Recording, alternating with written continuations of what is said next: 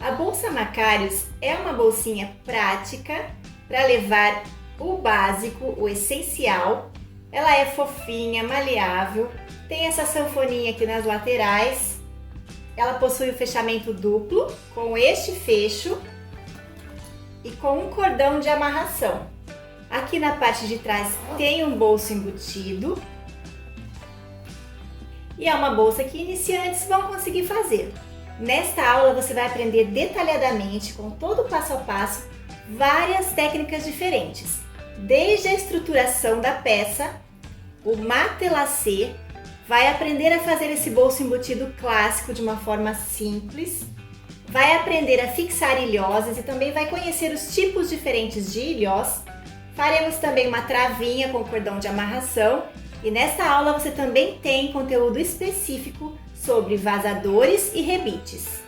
Você também vai aprender a fazer o ponto invisível à mão em acabamentos com curvas e além de aprender a fixar esse fecho de metal, você vai aprender a fazer esse detalhe criativo para utilizar fechos mais simples, como um botão de imã com rebite. Essa bolsa permite o uso com tamanhos de alças diferentes. Então aqui eu fiz uma alcinha de mão e conforme o material que você utilizar para fazer, pode ser até uma bolsa de festa. Podemos usá-la com alça longa na transversal e ela também pode se transformar numa bolsa carteira simplesmente removendo a alça. Não é super charmosa e versátil? Então vem comigo para essa aula!